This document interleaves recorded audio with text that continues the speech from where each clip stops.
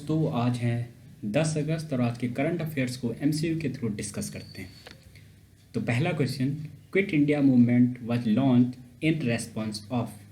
भारत छोड़ो आंदोलन निम्न में से किसके जवाब में लॉन्च किया गया? पहला option cabinet mission, Cripps proposal, Simon commission और वेबल प्लान। दोस्तों इसका सही जवाब है क्रिप्स प्रपोजल। दोस्तों भारत छोड़ो आंदोलन 8 अगस्त 1942, 8 अगस्त 1942 को बॉम्बे के जो ग्वालियर टैंक है वहाँ से लॉन्च किया गया था। गांधी जी को इसका लीडर चुना गया और इसी भारत छोड़ो आंदोलन के दौरान गांधी जी ने डू और डाई, करो या मरो का नारा दिया था। दोस्तों क्रिप्स मिशन मार्च 1942 के अंदर ही आया था कुछ महीनों पहले, लेकिन क्रिप्स के द्वारा दिए गए प्रपोजल से कांग्रेस सहमत नहीं थी और इसी के अगेंस्ट गांधी जी ने क्विट इंडिया मूवमेंट, भारत छोड़ो आंदोलन लॉन्च किया। दोस्तों अगर इसके बारे में एक दो बातें और करें क्विट इंडिया मूवमेंट के बारे में, तो कुछ रीजंस थे जिसकी वजह से क्विट इंडिया मूवमेंट को लॉन्च किया गया। क्रिप्स प्रपोजल का फेलियर उसमें से एक रीजन था। उसके अलावा क्योंकि वर्ल्ड वॉर सेकेंड स्टार्ट हो चुका था 1939 के अंदर, तो वहाँ पर क्योंकि ब्रिटेन जो है वो युद्ध में शामिल था और इस वजह से जो प्राइस था चीज़ों का, जैसे कि राइस, सॉल्ट, उस प्राइस का बढ़ना और उनके शॉर्टेज होना भी एक रीजन उसमें शामिल था। इसके अलावा ब्रिटिशर्स जो है वो साउथ ईस्ट एशिया के अंदर वहाँ भी उन्हें डिफीट का सामना करना पड़ रहा था। तो इन सभी चीज़ों के चलते गांधी जी ने क्विट इंडिया मूवमेंट को 8 अगस्त 1942 को बॉम्बे के ग्वालियर टैंक से जो है वो लॉन्च किया और इसी दौरान गांधी जी ने करो या मरो यानी डू और डाई का नारा दिया और इसी क्विट इंडिया मूवमेंट, भारत छोड़ो आंदोलन को अगस्त क्रांति भी कहा जाता है। दोस्तों इसकी डिटेल के लिए मैं एक अलग से सेपरेट वीडियो बनाऊंगा और वो शायद कल हम उसे पोस्ट कर देंगे, तो उस वीडियो को आप जरूर देखिएगा। क्विट इंडिया मूवमेंट की डिटेल उस वीडियो के अंदर आपको डिटेल में मिल जाएगी। दूसरा question, consider the following statement about Indian pangolin. Indian pangolin के बारे में दो स्टेटमेंट दिए हुए हैं, आपको बताना है कि इनमें से कौन सा स्टेटमेंट सही है। पहला statement, it's IUCN status is endangered and it comes under schedule 1 of wild life protection act 1972। IUCN status इसका एंडेंजर्ड है और ये वाइल्ड लाइफ प्रोटेक्शन एक्ट के शेड्यूल 1 के अंदर आता है। दोस्तों ये स्टेटमेंट पूरी तरह से सही है। भारत के अंदर इंडियन पेंगोलिन के अलावा चाइनीज पेंगोलिन भी पाया जाता है और ये दोनों के दोनों वाइल्ड लाइफ प्रोटेक्शन एक्ट 1972 जो वन्य जीव संरक्षण अधिनियम है उसके शेड्यूल 1 के अंदर आते हैं। इसका मतलब इन्हें हाईएस्ट प्रोटेक्शन, सबसे ज़्यादा सुरक्षा मिली हुई है।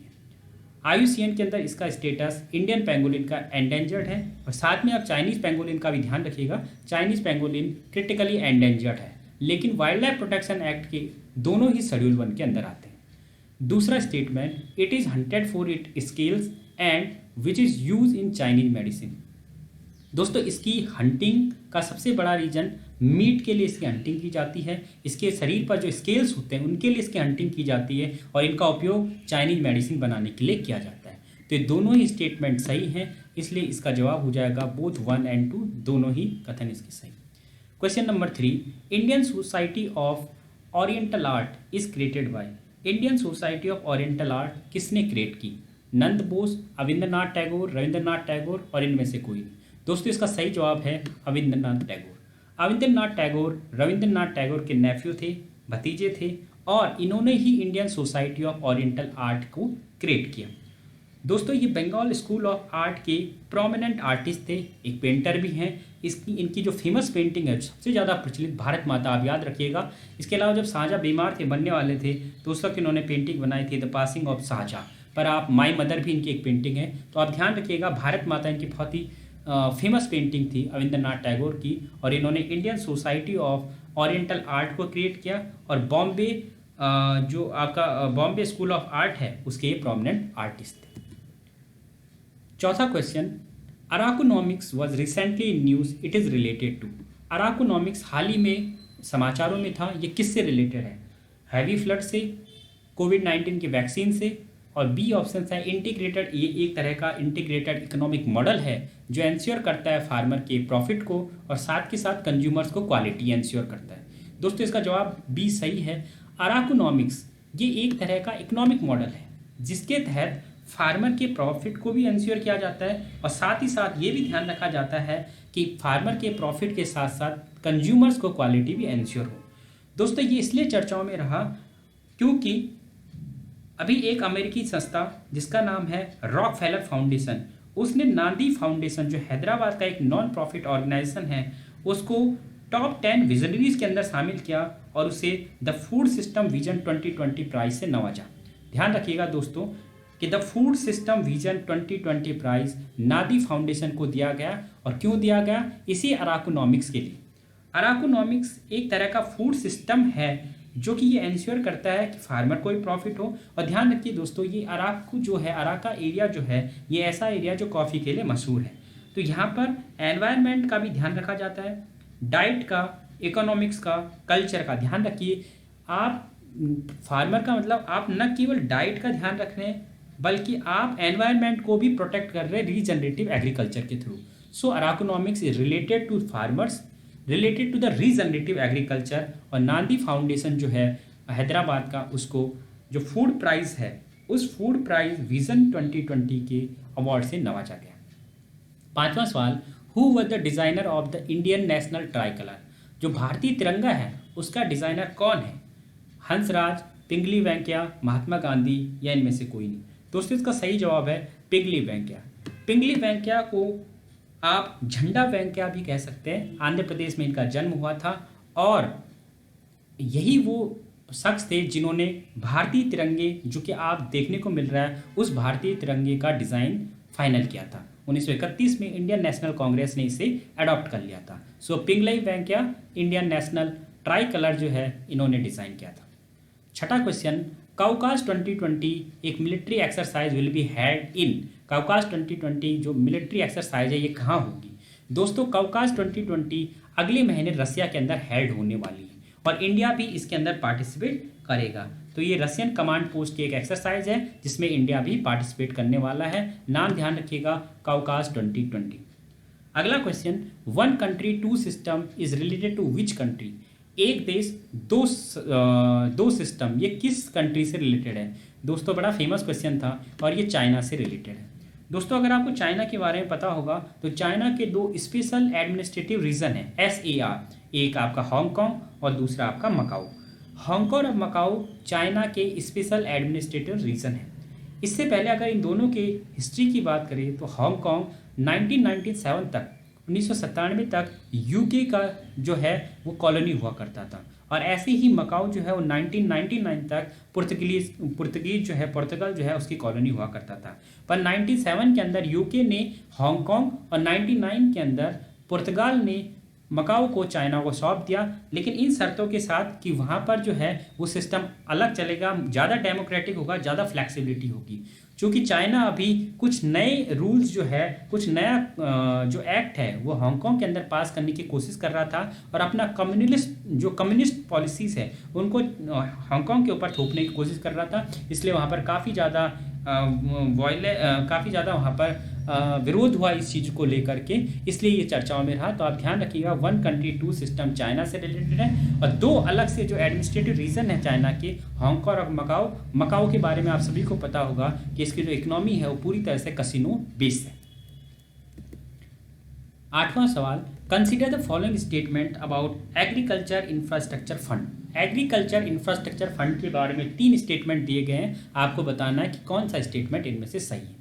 पहला statement, under this scheme 1 lakh crore will be provided by banks and the financial institution to PACS, cooperative society, FPO and farmer. Agriculture infrastructure fund के तहत जो बैंक और जो वित्तीय संस्थाएं हैं वो 1 लाख करोड़ रुपए देंगी।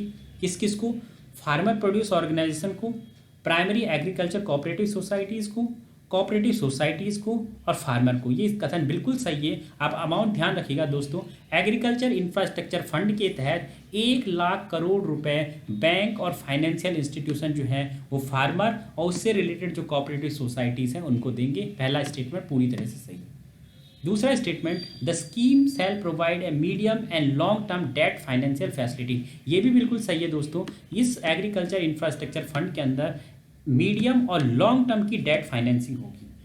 तीसरा statement, the interest subvention of 4%। दोस्तों ये बिल्कुल गलत है, यहाँ पर इंटरेस्ट सबवेंशन जरूर मिलता है इस स्कीम के अंदर, लेकिन 4% नहीं, ये आपको 3% ही मिलेगा।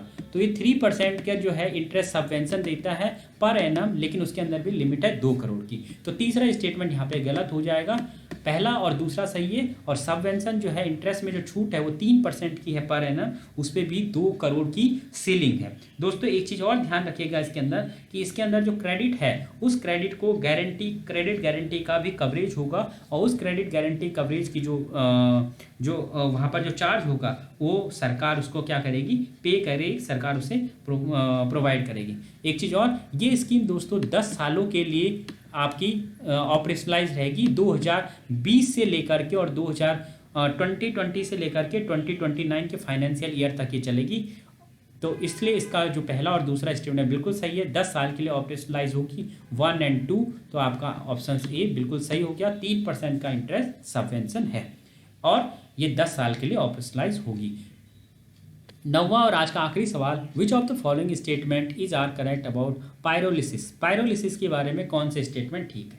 पहला है it is done in the presence of oxygen, oxygen की उपस्थिति में होता है। दोस्तों ये बिल्कुल गलत है। ऑक्सीजन की अगर प्रेजेंस में, ध्यान रखिए पहले पायरोलिसिस को देख लेते हैं दोस्तों। पायरोलिसिस क्या है, तो पायरोलिसिस के अंदर क्या होता है, किसी भी ऑर्गेनिक जो आपके ऑर्गेनिक कंपाउंड होंगे उन ऑर्गेनिक मटेरियल्स का गैसियस फॉर्म में डिकम्पोजिशन होता है। तो जब ऑर्गेनिक कंपाउंड का, ऑर्गेनिक मटेरियल का आपका गैसियस फॉर्म में डिकम्पोजिशन हो तो उसको हम कहेंगे पायरोलिसिस। लेकिन ध्यान रखिए दोस्तों यही प्रोसेस जो है आपका वो बर्निंग के अंदर भी होता है। बर्निंग का मतलब कंबस्चन के अंदर, लेकिन कंबस्चन के अंदर जो ये कंबस्चन के अंदर जो ऑर्गेनिक मटेरियल है इनका गैसियस फॉर्म में जो कन्वर्जन होता है वो ऑक्सीजन की प्रेजेंस में होता है, जबकि पायरोलिसिस में इन द एब्सेंस ऑफ ऑक्सीजन होता है। तो पहला स्टेटमेंट गलत है। और दूसरा it is done at high temperature, ये बिल्कुल सही है, हाई टेम्परेचर पर ही होगा। इंडस्ट्री अगर होगी तो वहाँ पर लगभग 400 डिग्री सेल्सियस से भी ऊपर आपको टेम्परेचर देखने को मिलेगा। इसका जवाब सही हो जाएगा बी, ओनली 2।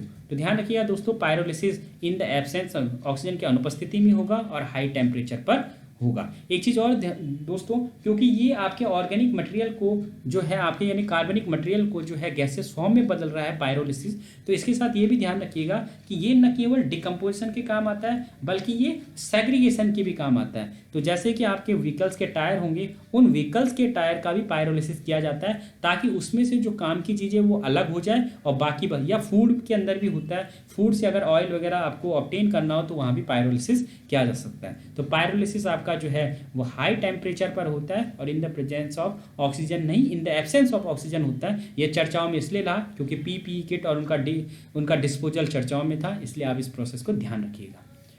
तो दोस्तों लास्ट में इसके एक्सप्लेनेशन ऐड किए गए, इसका पीडीएफ जो है आपको डिस्क्रिप्शन बॉक्स में मिल जाएगा। आप डिटेल से इसके एक्सप्लेनेशन को पढ़िएगा, आपको बहुत मज़ा आएगा और बहुत सारा आपका जो इन्फॉर्मेशन है उसके लेवल में आपको बढ़ोतरी देखने को मिलेगी। और एक चीज़ और दोस्तों कि क्विट इंडिया मूवमेंट का वीडियो कल हम पोस्ट कर देंगे, तो आप उसे ज़रूर देखिएगा। क्विट इंडिया मूवमेंट से बहुत सारे सवाल पूछे जाते हैं, आपके लिए बेनिफिशियल रहेगा। Thank you very much for listening.